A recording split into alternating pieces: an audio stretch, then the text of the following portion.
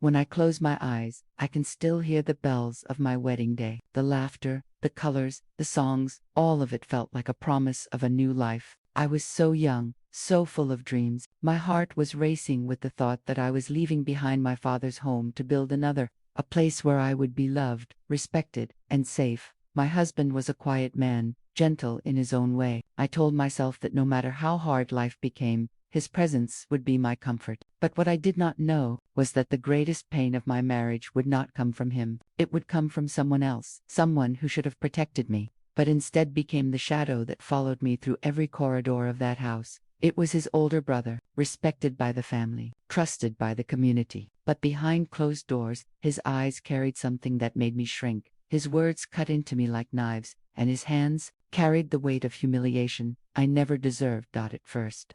It was small jokes that felt cruel, touches that felt wrong, whispers that made me afraid of my own reflection. But those small moments grew into storms, and soon I realized my home was no longer my home. It was his prison, and I was his prey. I stayed silent for years. I smiled when people looked at me, and I cried only when I was sure no one could hear. I carried the burden of his sins as if they were my own. But there comes a time in every woman's life when silence no longer saves, it destroys. This is my story of pain, of fear, of community whispers, of broken trust, but also of endurance, of finding strength in the ruins, and of walking away with nothing but my soul, and yet discovering that my soul was enough. When I first entered my husband's home, I carried more dreams than belongings. My suitcase was light, but my heart was heavy with hopes. I had imagined a house filled with laughter, children's voices, and the warm bond of a family who would accept me as their own.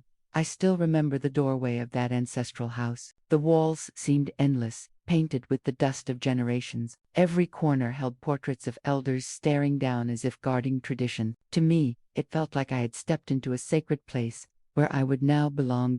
My husband, he walked beside me, quiet as always. His hand never held mine, but in my innocence I did not mind. I told myself, he is shy. Time will soften him. Love will grow. He was kind in his silence, though his world was often outside work, friends, responsibilities. I thought, that is the way of men.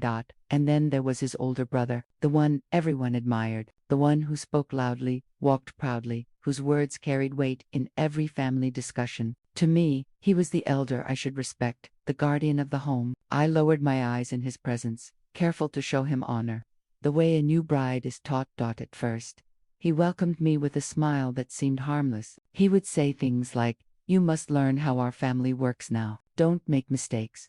I nodded, eager to please, believing it was only his way of guiding me. The women of the house, aunts, cousins, neighbors, would sometimes whisper in the courtyard, "You're a lucky child. Not every bride comes to such a strong family."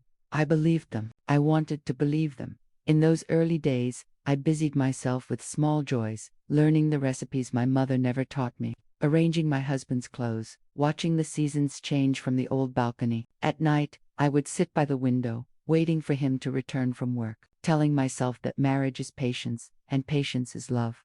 I thought my life would be ordinary, perhaps even beautiful in its simplicity. But slowly, like cracks forming in a wall you think is strong, the truth began to show. It began not with cruelty, but with laughter. His older brother would laugh at me in front of others, at my accent, at the way I folded a sari, at the way I poured tea. The family joined his laughter, and I forced myself to smile, though inside I burned with shame.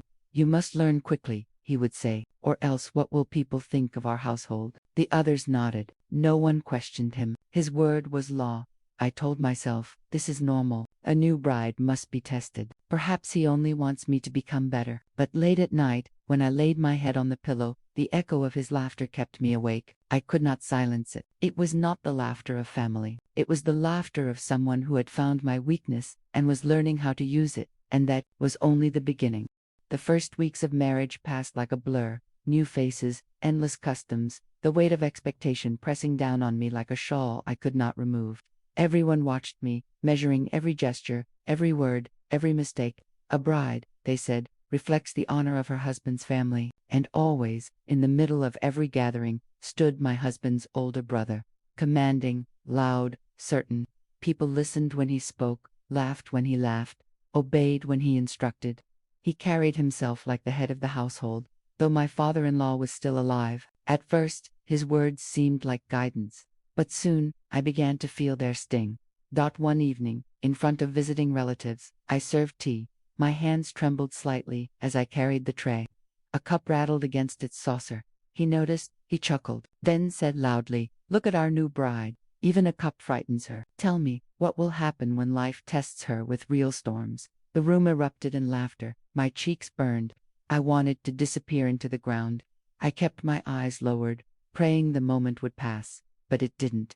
Moments like these began to multiply. If my sorry pleats were uneven, he mocked me. If I forgot to add enough salt, he exaggerated his disgust, pushing the plate away in front of others. If I spoke softly, he interrupted, repeating my words in a mocking tone to make people laugh. I told myself, perhaps this is his nature, perhaps he is harsh but not unkind. But inside, every word chipped away at me, like a sculptor striking stone, except instead of creating beauty, he carved cracks into my spirit. The whispers started to. When neighbors visited, he would joke, "Our bride came with such little dowry, I think we feed her more than she brought us." People laughed uneasily, unsure if it was a joke or truth. I felt my dignity slipping away, one word at a time. I began to notice something else, the way his eyes lingered too long when no one was watching, the way his smile shifted when we were alone. His words carried double meanings, sharp on the surface, but with a shadow underneath. Once, while I was sweeping the courtyard early in the morning, he walked past and said quietly, "You work hard, but some things a bride must learn beyond chores." I froze, unsure of what he meant, but his eyes held mine for a second longer than they should have. Then he walked away, leaving me shivering though the sun was warm. Another time, during a family meal, he joked loudly, "Our bride is too delicate. She doesn't know how to carry weight. How will she carry the weight of this family name?" Everyone laughed again. But as he said it, his hand brushed against my back as if by accident. I stiffened, but no one else noticed. My heart pounded, my body recoiled, but I kept my face still, because to flinch would invite questions I could not answer. At night, I tried to tell my husband, gently, carefully. I said, "Your brother makes me uncomfortable sometimes. He speaks harshly, mocks me often." My husband sighed, brushing my words away. "He is my elder. He doesn't mean harm. Don't take his words to heart. Learn from him. He wants you to adjust." Adjust. That word became my cage. Adjust to humiliation. Adjust to silence. Adjust to the feeling of eyes watching me when no one else could see. So I adjusted. I smiled when mocked. I bowed my head when insulted. But inside, a storm was building. A storm of fear, confusion, and shame. The first signs were there, like cracks in a dam. But I told myself, if I stay silent, if I keep my dignity, maybe it will pass. I did not know then. Silence is the water that feeds such cracks. And one day, that dam would break. The house was vast, filled with voices during the day, but strangely silent in certain corners. A bride is always watched, always measured. Yet I began to notice that the watchful eyes of my husband's brother carried something different, something darker. At first, I told myself I was imagining it, but soon, there was no mistaking it.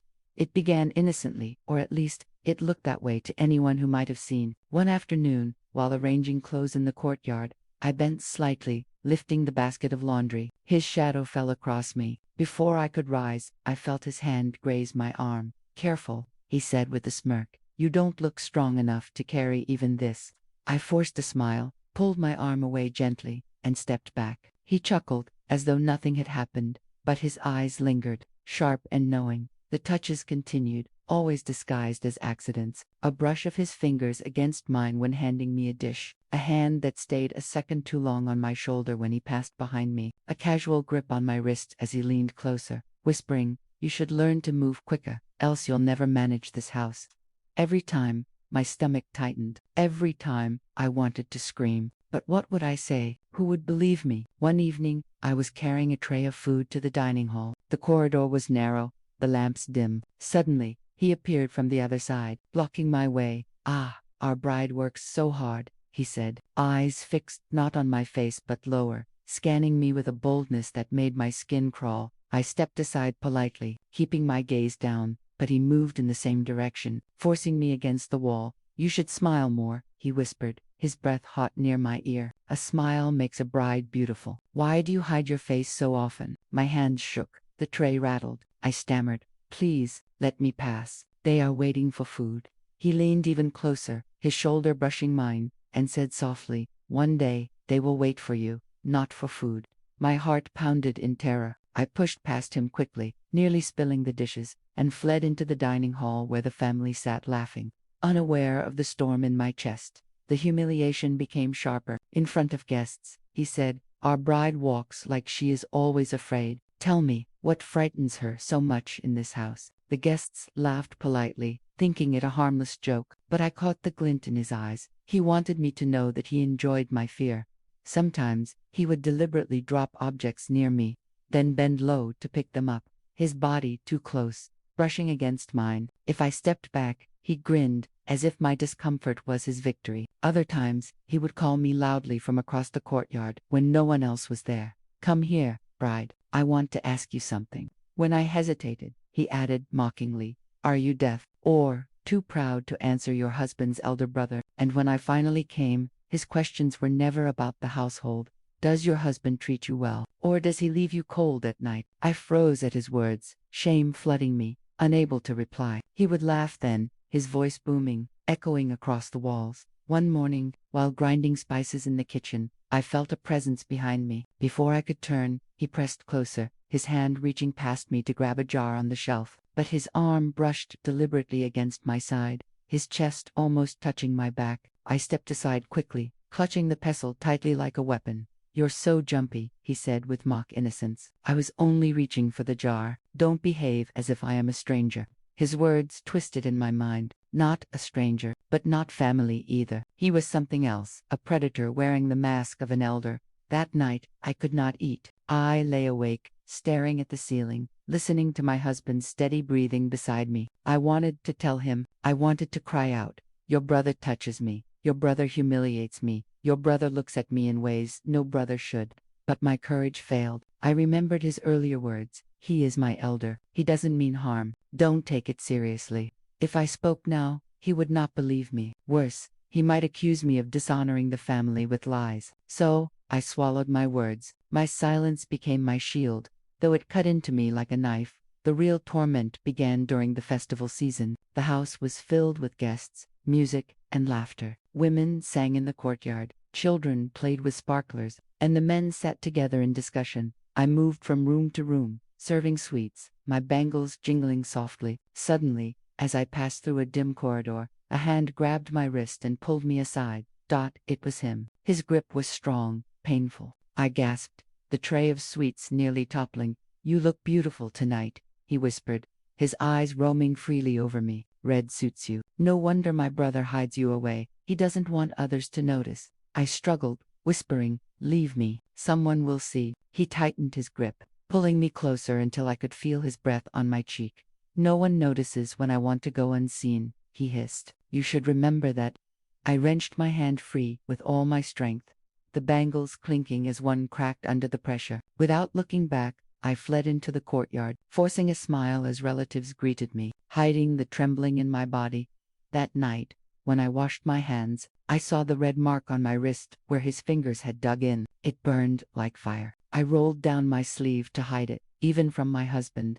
From then on, his harassment became bolder. He no longer cared if the house was busy or silent. If I passed him in the courtyard, he would say under his breath, don't think silence will protect you. If you tell anyone, I'll make sure they believe it was you who tempted me. Those words shackled me. In a community where women were easily blamed, I knew he was right. A man's word carried more weight than a bride's tears. If he accused me, who would defend me? He began using his authority in the house against me. If I served food late, he scolded me in front of everyone. If I forgot a small task, he exaggerated it as a major fault. And in private, he whispered, obey me in silence, or I will turn this whole family against you. I lived in constant fear, fear of his hands, fear of his eyes, fear of his words. Even the sound of his footsteps made me shiver.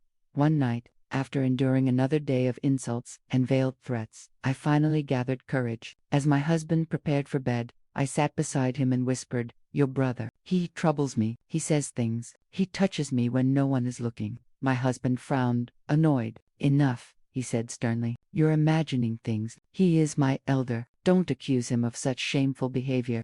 I felt the floor collapse beneath me. Instead of protection, I found dismissal. Instead of comfort, I found blame. That night, I cried silently, my face buried in the pillow, while my husband slept peacefully, oblivious to the storm consuming me. The worst came one night when the family was away at a wedding in another town. My husband had gone with them, but I stayed behind with a few women to tend to the house. As the night grew late, the women retired to their rooms. I moved quietly through the courtyard, locking the doors. Suddenly, I heard footsteps behind me. I turned. It was him. His smile was cold, his eyes heavy with something that froze my blood. So quiet tonight, he said softly. No one around, no one to interrupt. I stepped back, my hands trembling. Please, stay away, I beg you. He advanced, cornering me against the wall. His hand reached for my face, his fingers brushing my cheek. Why so scared? I only want to show you how a bride should be treated. My brother doesn't know how to keep you happy, but I do. I shoved his hand away with all my strength, shouting, "Don't touch me." For a moment, rage flashed in his eyes. He leaned closer, whispering like poison. One day, you will come to me willingly. Until then, remember, your silence keeps you safe. Break it, and I will ruin you. Then he walked away, leaving me trembling, my back pressed against the cold wall, tears streaming down my face. That night, I locked myself in my room, sitting by the door with a heavy stick in my hands. I did not sleep. Every sound, every creak of the house made me flinch. From that day on, I lived as if I were two people. By day, I was the obedient bride, smiling, cooking, serving, pretending everything was fine. By night, I was a broken woman, trembling in silence, praying for protection, cursing my helplessness. I learned to avoid him, never entering a room alone, never passing through a corridor without scanning for his presence. But no matter how carefully I moved, his eyes found me, his words cut into me, his shadow followed me, and always, his threat echoed in my ears. Your silence keeps you safe. Break it, and I will ruin you. I was trapped, not by walls, but by fear, by shame, by the cruel power of a man who wore the mask of family while hiding the face of a predator.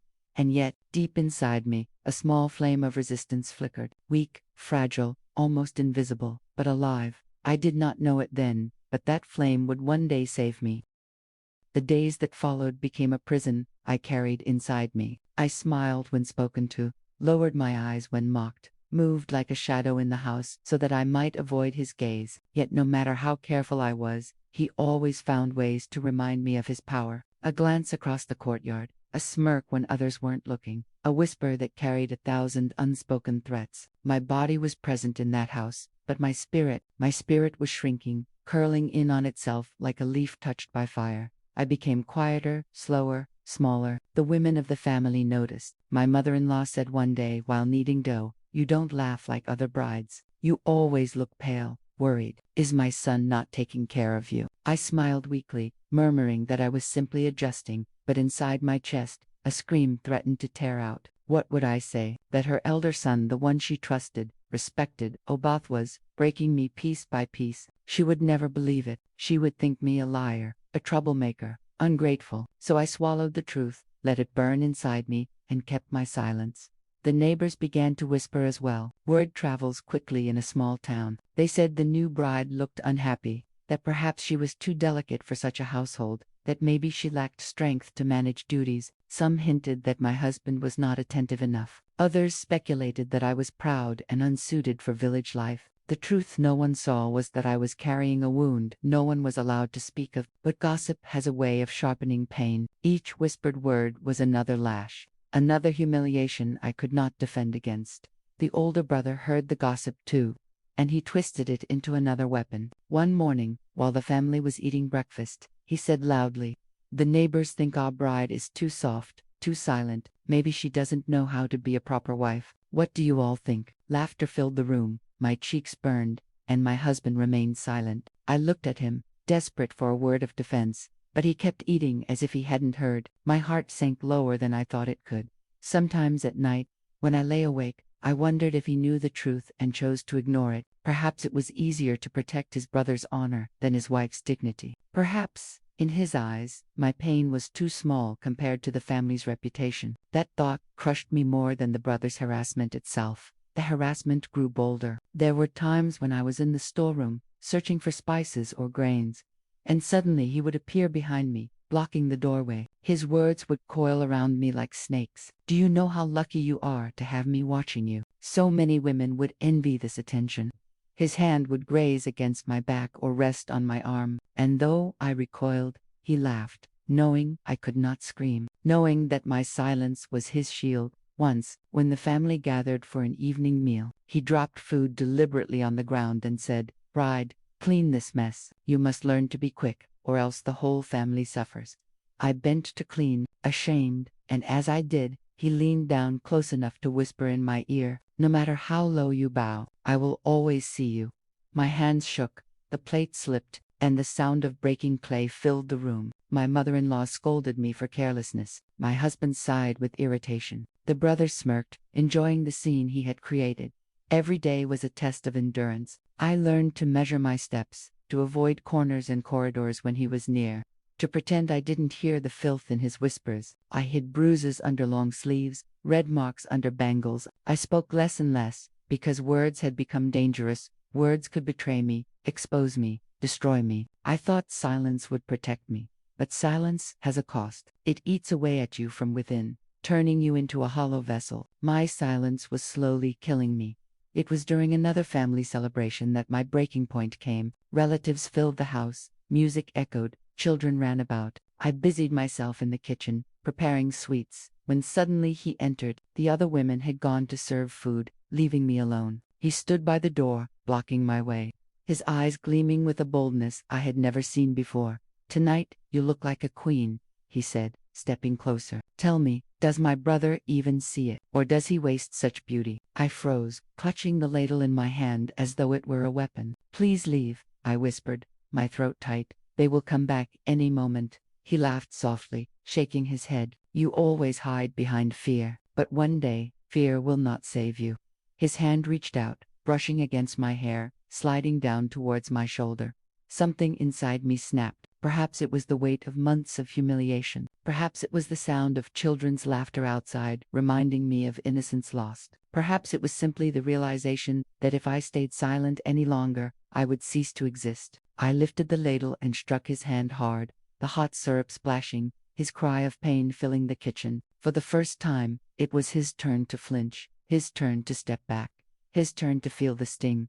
"You will never touch me again," I said, my voice trembling but fierce. "Not even if it kills me." His eyes burned with rage, but footsteps approached, and he withdrew quickly, masking his fury with a forced laugh. "Clumsy bride," he muttered loudly as a cousin entered. "She spilled the syrup on me." The cousin laughed, shaking his head, and the moment passed as though nothing had happened. But something had changed in me. I had found a sliver of courage, a spark that refused to be extinguished. That night, I did not sleep. I sat awake, the memory of his shocked face replaying in my mind. For the first time, I had struck back. For the first time, I had tasted the strength that had been buried deep beneath layers of fear. It was small, fragile, but it was mine. Days turned into weeks, and though he continued to taunt me, he was more cautious. He still whispered threats, still brushed against me when he could, but there was hesitation in his movements, a wariness in his eyes. He knew now that I was not entirely defenseless. That knowledge gave me a strange kind of power, even in my weakness. But gossip outside the house grew louder. Neighbors began to say the elder brother watched me too closely, that his jokes about me were too sharp, that something about our household was amiss. Whispers reached my ears through cousins, through women at the well, through market sellers. "She is not happy," they said. "Her home is not peaceful." The family grew irritated at the gossip. My mother-in-law scolded me often. "Why do people talk about you? Why do they say you are unhappy? Do you show them your misery on your face? You will ruin this family's name." My husband grew colder, more distant. He no longer listened to my words, dismissing everything as complaints. I was alone, surrounded by people, yet utterly alone. And then came the night when everything broke open. I was returning from the well with a pitcher of water when I heard voices near the gate. Two neighbors were whispering, unaware I could hear. "They say the elder brother troubles her," one said. "Troubles, or worse," the other replied. "Such things are never spoken. but everyone sees the signs. Poor girl. No one believes her. The words struck me like lightning. The world knew. They had seen what I thought was hidden. My suffering was not invisible. And yet, instead of protection, all I received was pity wrapped in silence. I walked back into the house, my legs trembling, and set the pitcher down. That night, I prayed. I prayed not for escape, not for protection, but for strength. Strength to survive, strength to endure, strength to fight when the moment came. Because I knew now, escape would not be given to me. I would have to carve it with my own hands. And slowly, quietly, I began to prepare. The days that followed my prayer were not lighter, but I began to see them differently. Each insult, each touch, each smirk from him no longer felt like an endless curse. It felt like a reminder that I must not break. The world outside whispered. My own family silenced me. My husband turned away, but inside me, that small flame I had discovered began to grow. It was not yet fire, but it was enough to keep me standing. He sensed the change, too. Perhaps it was in the way I no longer flinched quite as visibly, or in the way my eyes began to hold his gaze for a second longer before dropping. That frustrated him. He thrived on my fear, and when he felt it weakening, his cruelty sharpened. One evening, while the family gathered in the courtyard, he called for me loudly, "Bride, bring water." When I appeared with the brass pot, he smirked, eyes glinting, and said for all to hear, "Look how she obeys. A wife must always be ready to serve. Isn't that so?" The others chuckled politely, and I felt the humiliation press against me like chains. But this time, instead of lowering my head, I set the pot down firmly and walked away without a word. A hush fell for a moment, and though he laughed it off, I knew I had struck him where he least expected by denying him my submission. That night, I paid for it. He cornered me in the corridor, his face twisted in anger, his hand gripping my arm so tightly it left bruises. "You dare humiliate me before the family," he hissed. "You think silence will protect you. I can destroy you with a single word. Remember your place."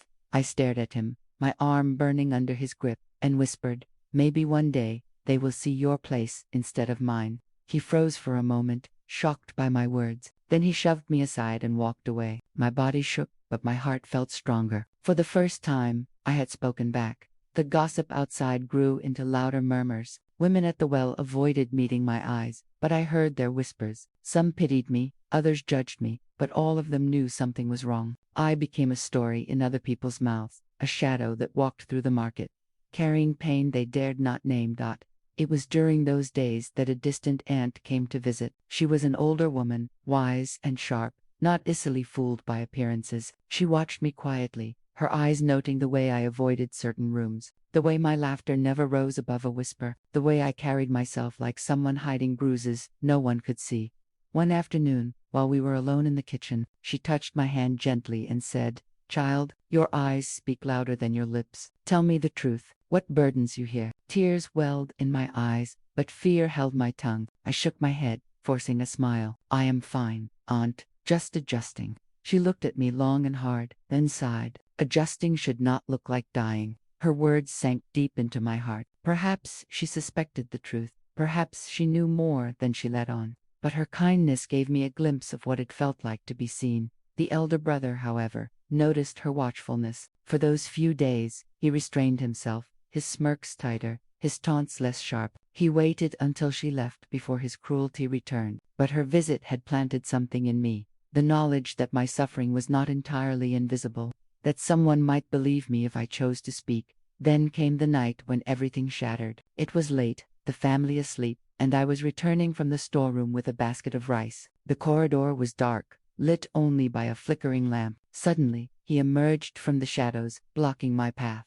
"This game has gone on too long," he said, his voice low and dangerous. "You resist, you defy me, but one day you will bend. Why fight what cannot be stopped?" I froze, clutching the basket, my heart pounding. "Stay away from me," I whispered, my voice trembling but firm. He laughed, stepping closer, his hand reaching for my face. "Who will save you? Your husband who worships me, your family who scolds you. You belong to me more than to anyone else." The basket slipped from my hands, rice scattering across the floor like tiny white tears, and something inside me, something that had been breaking for months, finally broke free. I screamed, a scream that tore through the silence of the house, that echoed down the corridors, that ripped apart the walls of my prison. "Help, leave me." "Don't touch me." Doors opened, footsteps rushed, my husband appeared, confusion on his face. My mother-in-law followed, then others, their eyes wide with shock. And there he stood, my tormentor, caught in the light of their gaze, his hand still hovering too close to me, his guilt written on his face. "What is this?" my husband demanded, his voice trembling. For a moment, silence hung heavy in the air. My brother-in-law's mouth opened, words forming, excuses ready. But before he could speak, I found my voice. "This is what I have endured," I cried, tears streaming down my face. "Your brother humiliates me, touches me, threatens me, and I have kept silent because you told me to. But no more, no more silence." Gasps filled the corridor. My husband's face paled. My mother-in-law's eyes widened in disbelief. The elder brother stammered, his voice breaking. "She lies. She twists everything. She wants to ruin me." But I stood firm, my chest heaving, my voice trembling but strong. "Ask yourself, why does a woman risk her honor to speak such words? Why would I invite shame, if not for truth? My silence was your shield, but my scream is my freedom."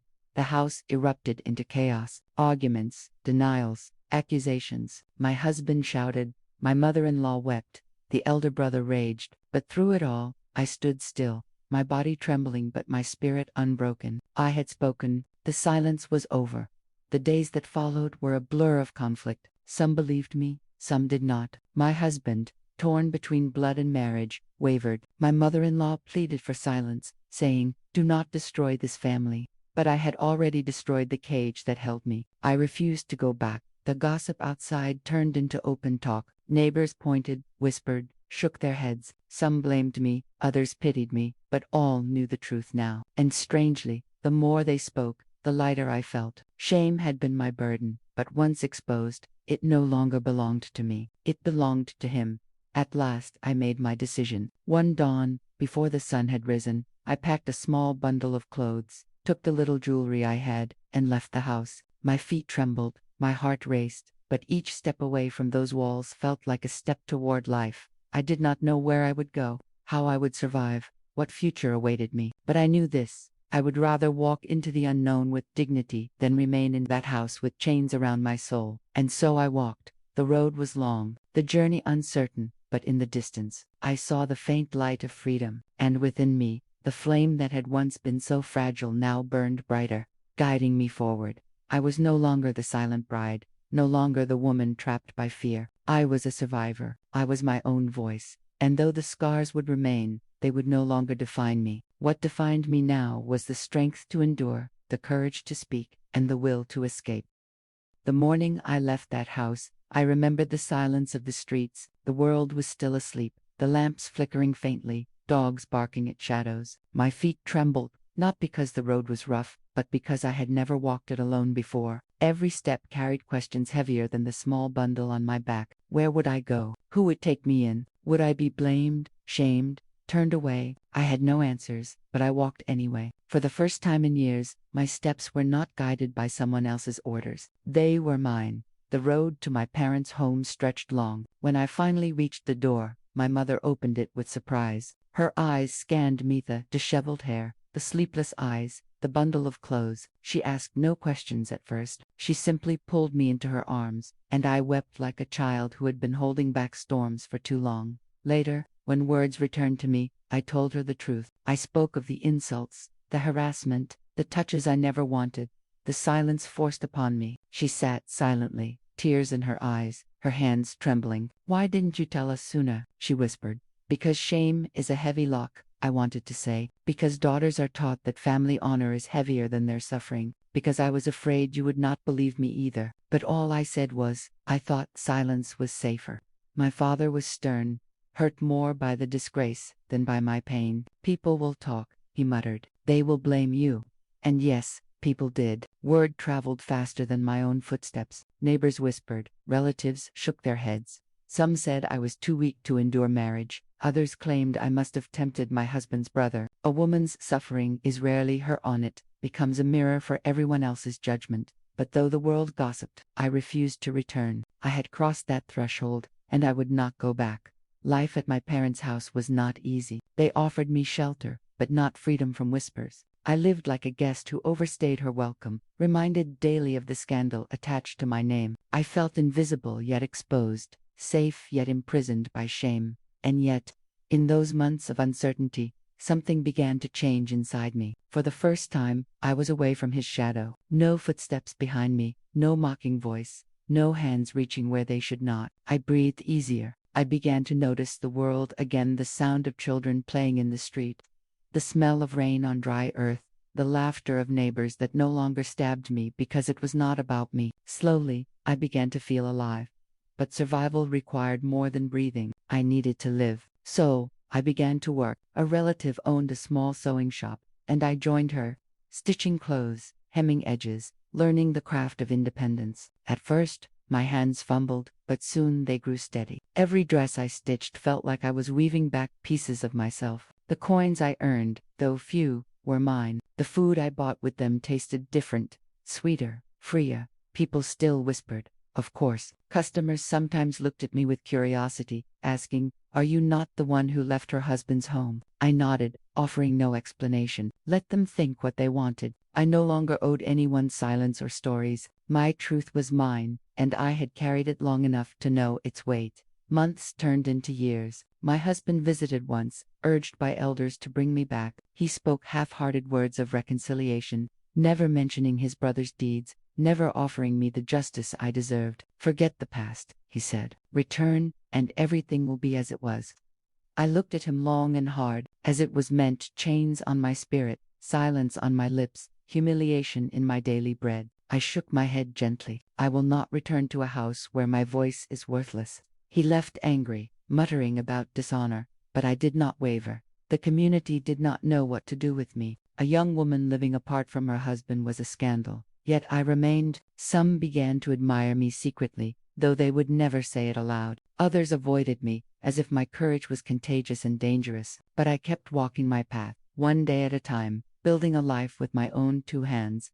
Over time, people's tongues grew tired. They found new scandals, new stories. I became less of a subject and more of a woman, earning her bread, raising her head, surviving. And in that survival, I found strength. Years later, I remarried. It was not planned, not sought, but life has its ways. A widower with children came into my life, introduced through a family acquaintance. He was quiet, gentle, carrying his own scars. When he asked for my hand, I hesitated. I feared another prison, but his eyes carried no judgment, only understanding. I agreed, but with a condition: I will not be silent if I am wronged again. He nodded, and to his credit, in all the years we shared, he never once asked me to be silent. He gave me respect, and in return, I gave him companionship. His children became my own, and in raising them, I discovered joys I thought I had lost forever. Now, as I sit here in the twilight of my years, telling you this story, I do not tremble as I once did. The wounds remain, yes, but they have become scars that remind me of survival, not shame. My tormentor's face has faded in memory, his power long dissolved by the strength I built in his absence. My husband's silence remains a wound, but I learned that I did not need his voice to validate mine. I found my own voice, and it was enough. I tell you this not to burden you with my pain, but to remind you of a truth. Silence is never safety. It is a prison. It protects the predator, not the prey. I learned too late, after many wounds, but I learned, and now, I want every woman who hears my voice to know you have the right to speak, to resist, to walk away. No honor is worth your suffering. No family name is heavier than your soul. Life after escape was not easy. It was filled with loneliness, judgment, hardship, but it was life, my own life, and I would choose it 1,000 times over the silence I left behind. When I see young girls today, with dreams in their eyes, I pray they never face what I faced. But if they do, I want them to remember me not as a victim, but as someone who endured, resisted, and walked into freedom. I want them to know that dignity is not given, it is claimed, and sometimes, claiming it means walking alone. My story is not of shame, though others may call it so. My story is of endurance, of finding strength in the cracks of despair, of turning whispers into winds that carried me forward. If I survived, it was not because the world was kind, but because I refused to let cruelty define me. Now, in these final chapters of my life, surrounded by grandchildren who listen wide-eyed to my tales, I no longer hide. I speak openly, because the silence I carried once nearly destroyed me. If my words can save even one soul from that silence, then my suffering has meaning. So when you ask me, child, how I survived, I will tell you simply, I walked. I walked away from chains. I walked into storms. I walked until my feet bled, my spirit burned, my voice trembled. But I walked, and every step carried me closer to freedom. That is how I endured. That is how I became who I am. And that is why I sit here today, not broken, but whole, because I chose to live.